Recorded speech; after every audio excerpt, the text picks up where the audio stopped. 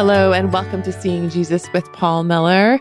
I'm Liz Voboril and I'm here with Paul and our colleague Robert Rowe, who heads up our student ministries. And we're continuing our series on the person of Jesus and particularly looking at his passion, how when we slow down and watch him in these last weeks of his life, we see everything's just bumped up a bunch of notches. So we see these the beautiful heart of Jesus emerge as we watch him through this time. So Paul, how do you want to lead us into our conversation today? Well, we're going to be talking about, as Liz said, about Pilate. And Pilate is one of these characters in the Gospels who's has a fairly fixed definition, i.e., there's a lot of the little scenes that he does are fixed, like him washing his hands is iconic. The scene that's painted, behold the man, the interrogation of Jesus, and yet we actually don't have a feel for him as a person. Like what's this guy like? And I do think our the way we've tended to not ask that about Jesus affects a lot of these characters. Maybe that's not the best word. People in the Gospels, like we know what Peter's like, but because Peter is just so out front, and like, what is Pilate like? It's actually very understudied. It was Edersheim in his Life and Times of Jesus the Messiah, which I often quote, was the first one who put me onto it, that there's actually something going on in the conversation. Mm-hmm. Paul, that's interesting because it makes me think sometimes you put it as like Jesus tends to be plastic in our imaginations. And what I hear you saying there is like often other characters are fairly plastic and wooden in our imaginations too. Pilate being one of them, right? Like he has this part to play and that makes sense. Mm-hmm. So you get that. Judas is another one where we've actually not actually been attentive to what are his patterns. I love that in the Gospels, like in Zacchaeus. I have never heard anybody, other than was absolutely out front with Zacchaeus. My dad said just imagine Danny DeVito and you've got Zacchaeus. And I that'll date me one day, but that just nails him. But other than that kind of, a quick observation, sort of anecdotal, we've actually not sort of looked at what are these people like, and, so much of life rotates around what people are like. And, I actually love finding that out. I love watching people. And so I just, doing that in the Gospels. And I have to give some background to understand what Pilate is like, because you're not going to understand his comments unless you have some background with what's going on. And so just the background in the trial, there's two phases of the trial. The second phase is actually pretty complex. That's the Roman trial, but the first is the Jewish trial, and the climax of that trial is Jesus claims to be the Messiah, and it's a claim. He actually cranks it up. He takes the most messianic passage in the Bible from Daniel 7, I think, where he identifies himself in front of the high priest when the high priest has asked him, "Are you the Messiah?"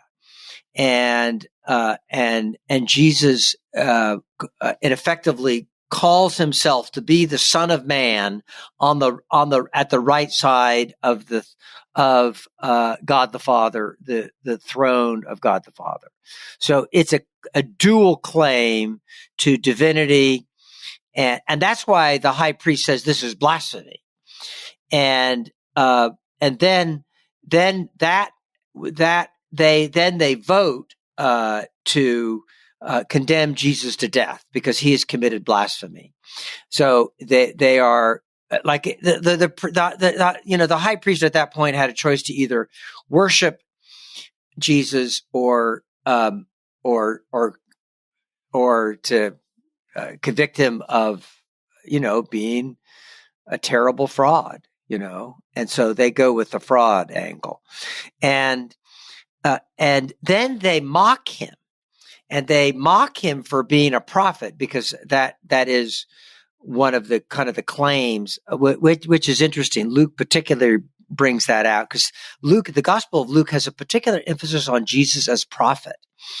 It runs through the whole book verbally, but actually his ability to see people, what they're thinking. Sorry, I'm on the verge of overthinking this, but anyway, they joke with Jesus. They joke with Jesus. They blindfold him, and they hit him, and they say, "Who hit you?"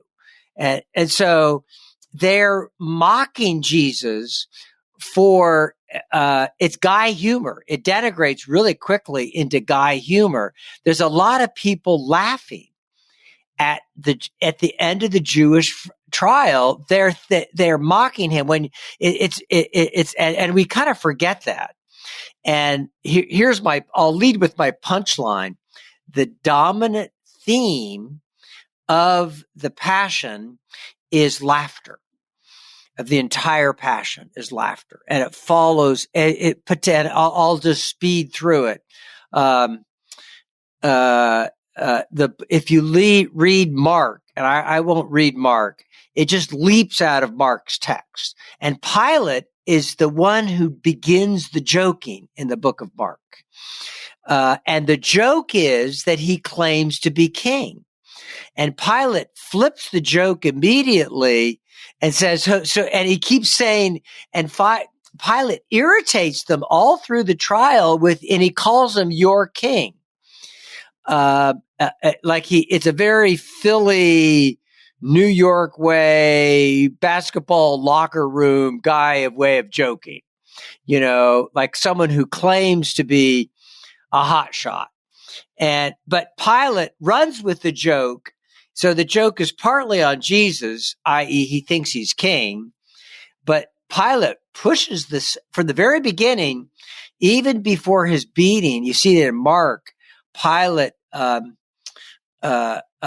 keeps calling him your king, which just irritates the living daylights out of them. And then the soldiers pick up this mocking, and because John tells us that the whole cohort was called out. So Pilate had in Caesarea, so on the coast, was where Judea was a sub-province. It wasn't a full province. So Pilate was one click down from a lower. He was the upper crust class, but a click down. He was not, which meant I forget. I think they called it, I'm probably going to get this word wrong, but it sounds like equestrian. I think of horse, but it was kind of like that. So he was a click down. He ruled from Caesarea. Communications, everything was easier from Caesarea. Logistics so they would keep the cohort there at Caesarea.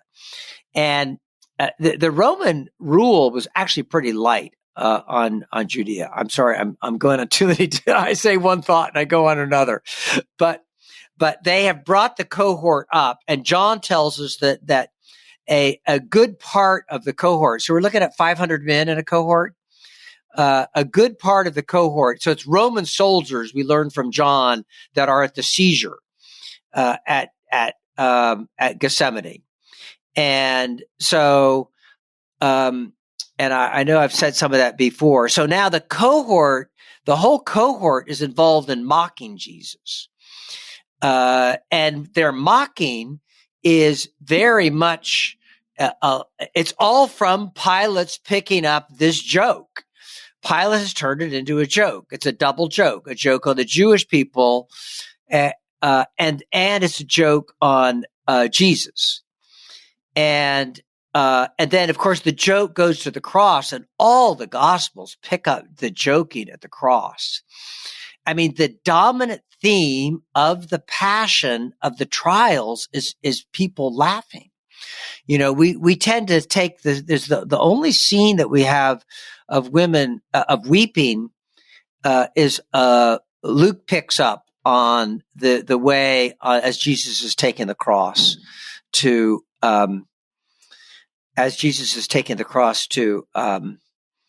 the to Golgotha, but the high priest get in on the mocking, and then Pilate, of course, has the sign on the cross that Jesus is King of the Jews, and it's the same mock. He's mocking the Jews because this is what we do to your king, and of course they've never said that. They've never. That's what he's just irritating them because they're saying that Jesus is claiming to be king and therefore needs to be killed. And Jesus comes around and flips it and keeps saying he's your king. I mean, Pilate comes around and says that, and he claims to be your king. So it's just he's irritated them all the way through, and they're so bothered by it that they send that group to Pilate to get him to change the sign, add a phrase. It's just a stroke of the pen. He claims to be king. It's an easy change, and Pilate's not going to do it. It's his joke all the way through. Anyway, let me pause. That was a really long explanation. I was thinking at the end, when you said that, it's like, wow, when you have the crowd trying to edit your document, that's it says something, right? Like that. I'm thinking about my role as communications person, right? Like people saying, please change this to this, right? Like that's saying something. Also, just the nature of the mock and the joke, right?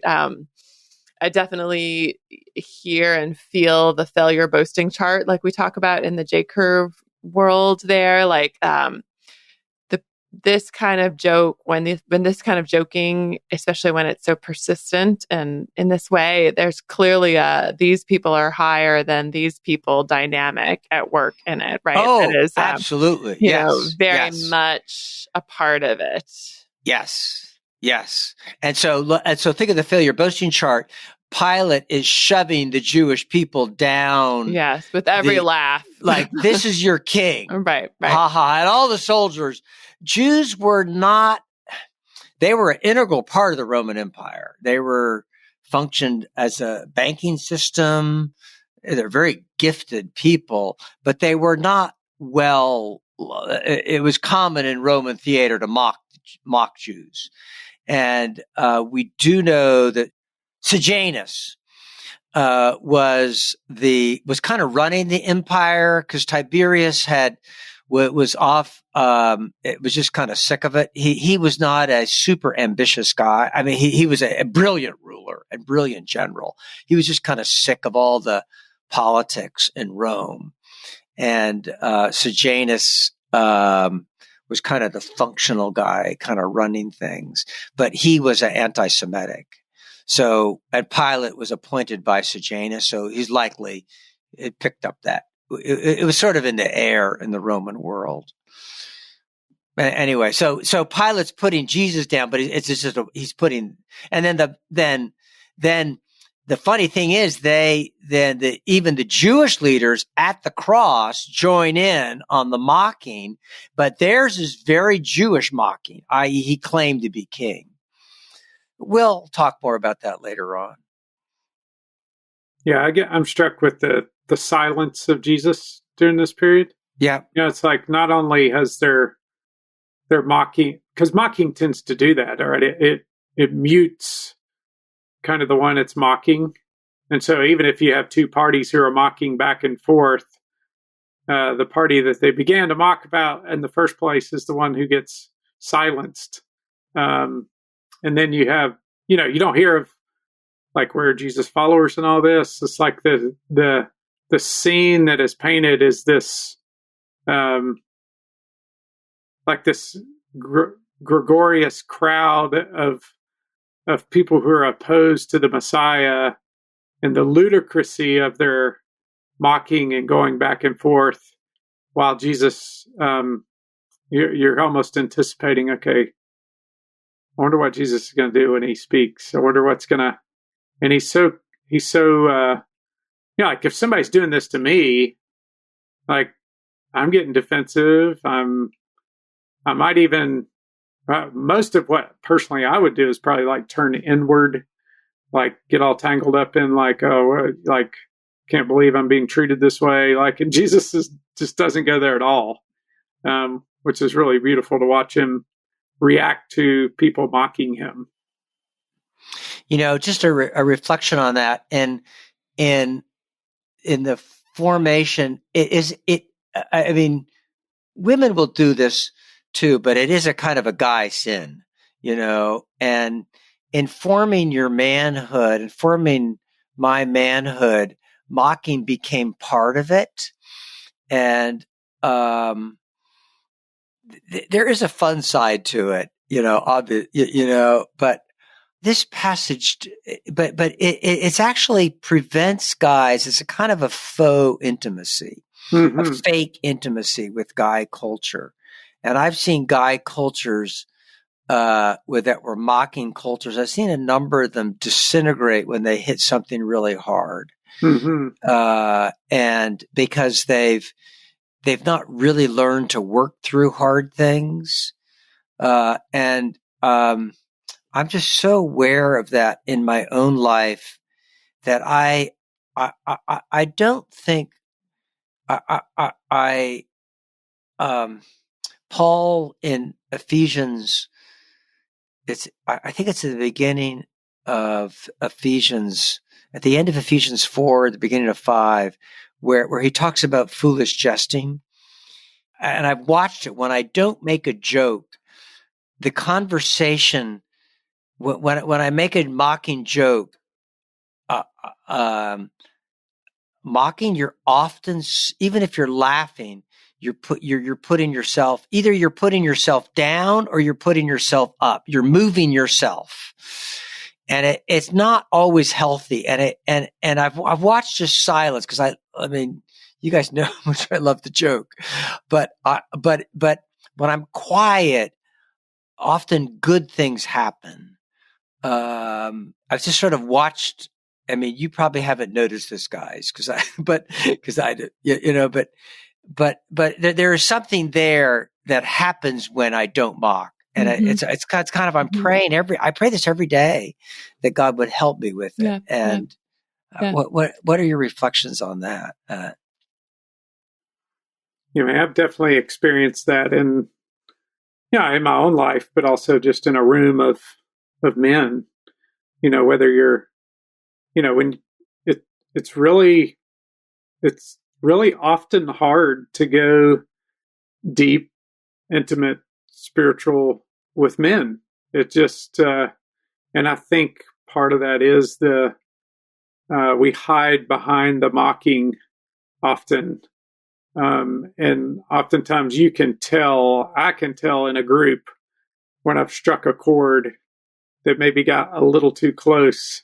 Either the room goes totally silent, or someone breaks the silence with a joke, or with a mock. And that's not right. That's not true all the way across the board. I don't want to generalize that, but, I just tend to see that in my own life and in others as well. I was thinking it's interesting because there's a degree to which that mocking, joking can help with the don't take yourself too seriously, right? Yes. But there's the other side of it is take yourself seriously enough, right? Yeah, and that's good. Sometimes that's good, we so care for the don't take yourself too seriously that you're like sort of cutting the knees off of actually taking yourself seriously enough, right? Robert, like talking about a room where that kind of awkward silence settles over. It's like you can make room to take that seriously, or you can just cut it off and make it easy by joking, right? And so it's like that. There's you need discernment to know, it's. There should be laughter. I love that the Proverbs 31 woman laughs at the days to come, right? Yeah, there's a lightness that's called for in the life of a disciple. But it shouldn't all be light. We should take things, it counts, Yeah, yeah, I love that, Liz, because we're all imbalanced in some way on that, right? Right. I tend to push more towards the serious, less on the joking, depending on which friend or group I'm with. It's like I'm measuring myself in the room. Like, okay, is this some, right. Yep. And then other people tend to be super lighthearted. They bring a lot of joy to conversations, and sometimes it's hard to move them into deeper conversation because they are kind of the life of the party, and they're a lot of fun to be around. Yeah. Right. Sure. Right. But that's the body of Christ, right? Yeah. That's why we have one another. That's true. Amen. Yeah, thank you guys for those reflections. It's just it's something, particularly for guy culture, that I think it's not there. There's the danger of the negative of dragging people down or of elevating yourself or even pushing yourself down. I found that if you do that, if you mock yourself a lot, that can confuse other people. But it's also what it prevents. It often prevents the question. Like Paul says, instead of foolish jesting, be thankful for one another. And I've tried to do that. I am often genuinely very thankful for people. It's one of the graces of God in my life. But the mocking will prevent that. And asking someone questions and just being more aware of thanking people has just been really a helpful thing. So, Paul, just as a transition in that, like when Jesus gets to this question before Pilate, when he says, "Are you the King of the Jews?" and Jesus asked that question, "Is that your own idea, or did others talk to you about me?" Like, is there a sense in which that's the healthy way to address the mocking that's gone on all along? Right. Yes. So why don't we just put that in a parentheses just for a second, Robert, because that's a very healthy way. Let me just take a look. So we're in John 18 here, and Liz, why don't you? Well, you know what? We could just take it bite size. Okay.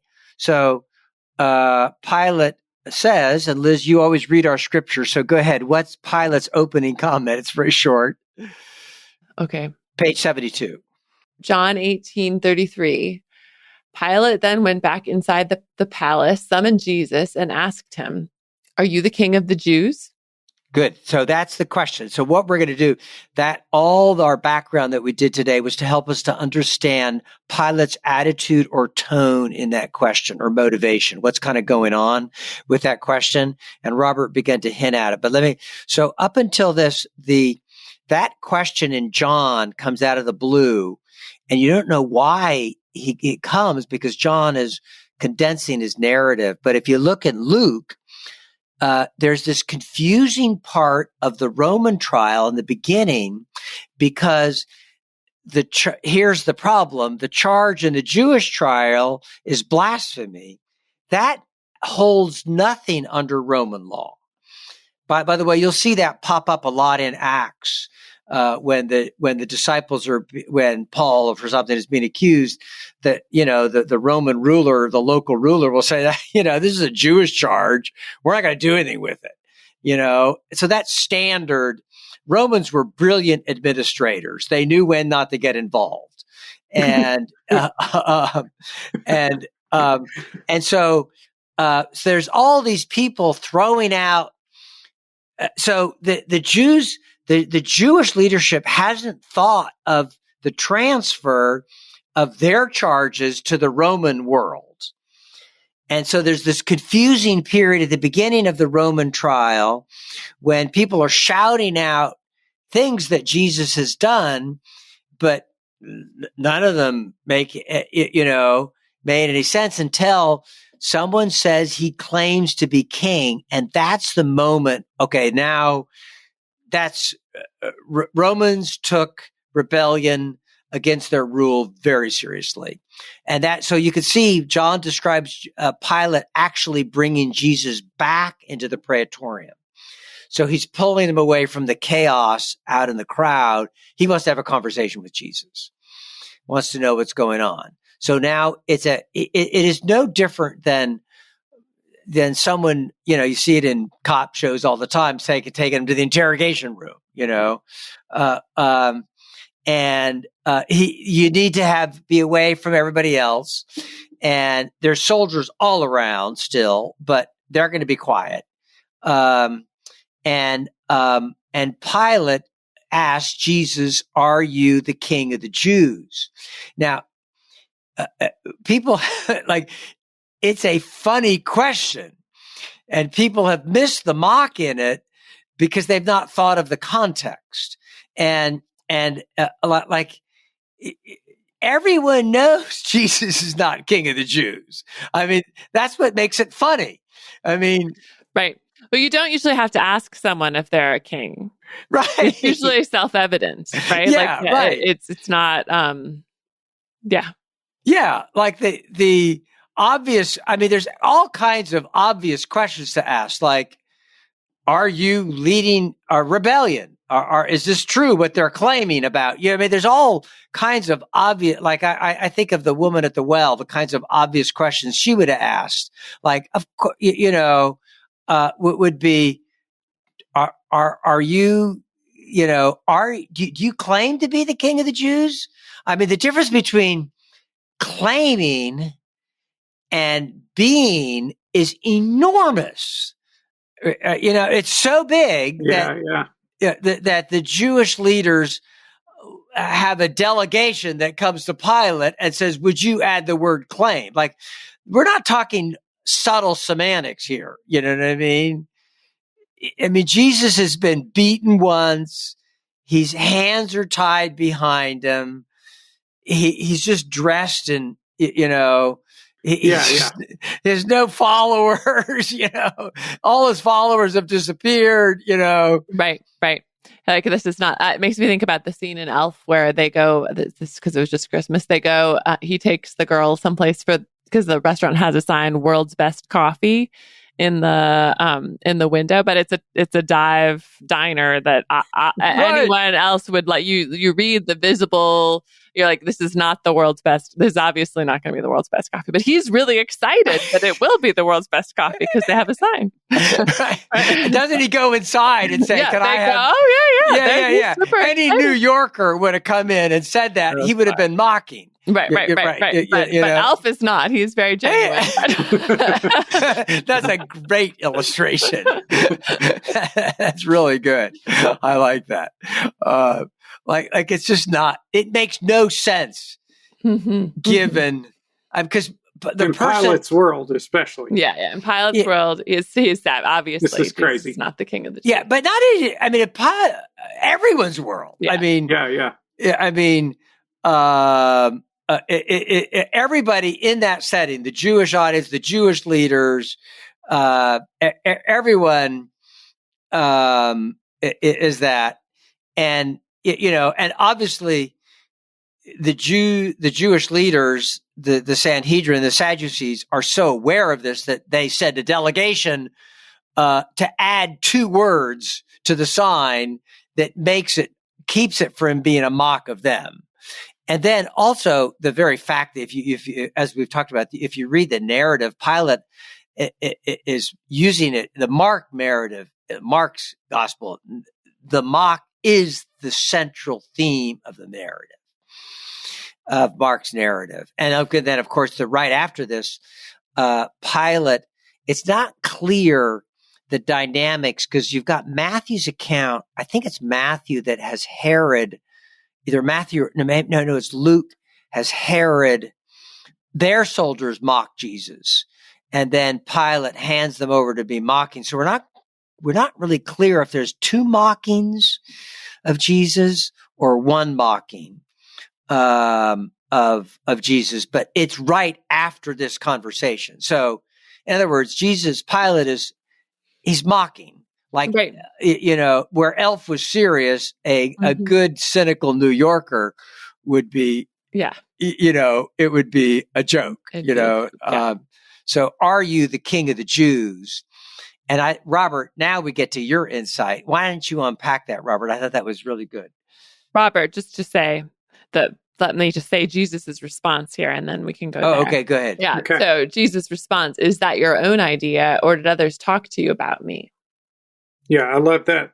Well, first of all, right, Jesus is in the midst of this heavy moment, this controversial moment, and he's just the genius of Jesus, the beauty of Jesus, the love of Jesus, all on display again. He just leads with a question. Like it's just astounding to me. From It really is. From the very first words spoken in the book of John are a question. Yeah. The very first words out of his mouth after he's conquered death are a question. Here he's in the most heated moment of his life, and he asks a question, like because he asked it of Pilate. And I think that it's probing to Pilate, right? He's like, okay, Pilate, I want to know what you think of this. Like, is this something you've really thought about? Or is this something that you're just taking kind of what the Jews have said and you think I'm actually a king? Right. I think we have the NIV here. Is this your own idea? Is the NIV, which it actually is pretty close to the meaning of it. But the Greek is this from yourself? Which is a little more personal. Is this question, emanating out of your own, who you are, as a person, or are you just being a functionary, or did others talk to you about me? Right. Does that make, so it's a, Yeah. It's just, and maybe we'll do this in two parts. Maybe we can wrap up on this. But is this, building on what Robert said, he's absorbing the mocking. Mm-hmm. He's ignoring, because it's something, it's actually perceptive when someone mocks, it's often not clear whether they're mocking or not, and you kind of have to know them. Like I was hiking. I love the Swiss because it's like being in a world of straight people. You know what I mean? Like if you're a comedian, and we were walking up a mountain, this was 30 years ago, a couple of our staff in my previous mission and a couple of Swiss girls, we were just, and I picked up on their neatness, and we were drinking sodas or something as we were going up, and it's a neat, everywhere you go in the country, like the firewood is stacked, like every piece of firewood is nicely done. And I said a little loudly, I'm going to finish this drink and toss it. And the two girls ahead of us froze. They both immediately stopped and turned around with a half smile on there. They weren't sure, you know what I mean? They wanted to, we were all smiling. Mm-hmm. But anyway, with a mock, it's a little unclear whether their person is serious or not, which makes the mock fun. And so Jesus is probing. He's probing intention, just the way they turned around and were probing my intention. They were quite willing to laugh with me, but they weren't willing to let me toss a can. And so he's incarnating. It's just amazing. As you said, Robert, he's going into Pilate's world. Mm-hmm, mm-hmm. It's also, it strikes me that question is so, it's like just a small stitch forward, it's in a circumstance that often all the stress of that and the trial would just leads people to more like, what are you doing here? What's happening? What are you going to do to me? Like, kind of like, bigger, dramatic. So is that your own idea, or did others talk to you about me? It just seems very, like a lot of proximity to Pilate and this exact exchange, rather than reacting to all those macro level things that are going on. Yeah, right that's now, really interesting, Liz. I've never thought about that. It takes drama down It's just very simple. And it's Jesus. It's his poetic way of saying something so simply. To Judas, what you're about to do quickly. Or when he says, do you betray me with a kiss? It's like it's so condensed. It is very poetic in that way, right? It's very, poetry. The beauty of poetry is its ability to condense infinity, and Jesus does it all the time. I wonder how many times Pilate had someone before him that didn't immediately jump to defend themselves. Yeah. You don't usually ask a powerful person clarifying questions, right? You usually just hurry up and try to get the best outcome you can under the circumstances, you know? Get out of there is the goal. So you're right, Robert. I'm sure it was not often. Guys, I think this is probably a good place to hold that tension, and then come back for the rest of their conversation with our next episode.